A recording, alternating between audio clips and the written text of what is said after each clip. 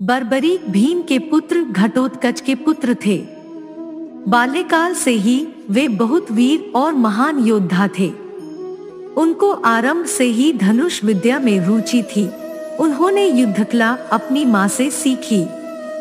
माँ आदिशक्ति की घोर तपस्या करके उन्हें प्रसन्न किया और 3 अभेद्य बाण प्राप्त किए और 3 बाणधारी का प्रसिद्ध नाम प्राप्त किया। ऋषि वाल्मीकि ने प्रसन्न होकर उन्हें ऐसा धनुष प्रदान किया जो कि उन्हें तीनों लोकों में विजयी बनाने में समर्थ था। महाभारत का युद्ध कौरवों और पांडवों के मध्य निश्चित हो गया था।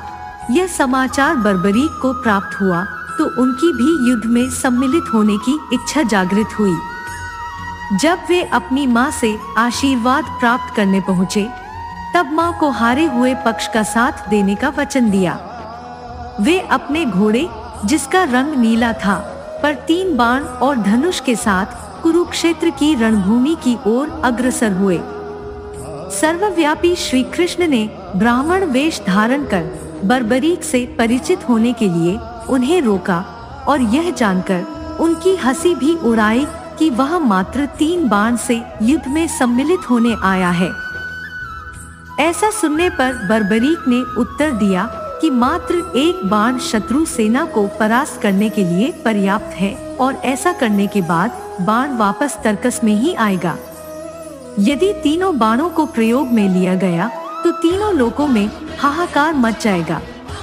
इस पर श्री कृष्ण ने उन्हें चुनौती दी कि इस पीपल के पेड़ के सभी पत्रों को छेदकर दिखलाओ, जिसके नीचे दोनों खड़े थे।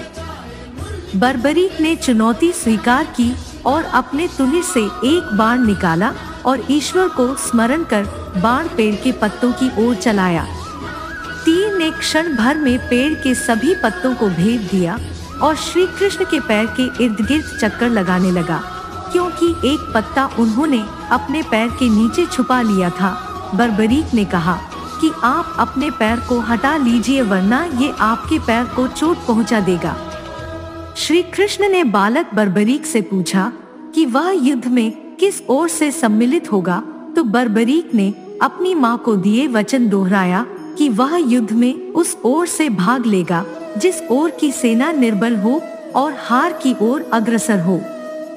श्री कृष्ण जानते थे कि युद्ध में हार तो कौरवों की ही निश्चित है और इस पर अगर बर्बरीक ने उनका साथ दिया तो परिणाम उनके पक्ष में ही होगा। ब्राह्मण वेश में श्री कृष्ण ने बालक से दान की अभिलाषा व्यक्त की। इस पर वीर बर्बरीक ने उन्हें वचन दिया कि अगर वो उनकी अभिलाषा पूर्ण करने में समर्थ होगा तो अवश्य करेगा। श्री कृष्ण ने उनसे शीश का दान मांगा। बालक बर्बरीक क्षण भर के लिए चकरा गया, परंतु उसने अपने वचन की दृढ़ता जताई। बालक बर्बरीक ने ब्राह्मण से अपने वास्तविक रूप से अवगत कराने की प्रार्थना की और श्री कृष्ण के बारे में सुनकर बालक ने उनके विराट रूप के दर्शन की अभिलाषा व्यक्त की। श्री कृष्ण ने उन्हें अपना विराट रूप दिखाया। उन्होंने बर्बरीक को समझाया कि युद्ध आरंभ होने से पहले युद्ध भूमि की पूजा के लिए एक वीरवर क्षत्रिय के शीश के दान की आवश्यकता होती है। उन्होंने बर्बरीक को युद्ध में सबसे वीर की उपाधि से अलंकृत किया, अतएव उनका शीश दान में मांगा। बर्बरीक ने उनसे प्रार्थना की कि वह अंत तक युद्ध देखना चाहता है। श्री कृष्ण ने उनकी यह बात स्वीकार कर ली। फाल्गुन माह की द्वादशी को उन्होंने अपने शीश का दान दिया। उनका सिर युद्ध भूमि के समीप ही एक पहाड़ी पर सुशोभित किया गया, जहां से बर्बरीक संपूर्ण युद्ध का जायजा ले सकते थे। ऐसा माना जाता है कि खाटू श्याम की अपार शक्ति और क्षमता से प्रभावित होकर श्री कृष्ण ने इन्हें कलयुग में अपने नाम से पूजे जाने का वरदान दिया। युद्ध की समाप्ति पर पांडवों में ही आपसी बहस होने लगी कि युद्ध में विजय का श्रेय किसको जाता है। इस पर श्री कृष्ण ने उन्हें सुझाव दिया कि बर्बरीक का शीश संपूर्ण युद्ध का साक्षी है, अतएव उससे बेहतर निर्णायक भला कौन हो सकता है। सभी इस बात से सहमत हो गए। बर्बरीक के शीश ने उत्तर दिया कि श्री कृष्ण ही युद्ध में विजय प्राप्त कराने में सबसे महान कार्य किया है। उनकी शिक्षा, उनकी उपस्थिति, उनकी युद्ध नीति ही निर्णायक थी।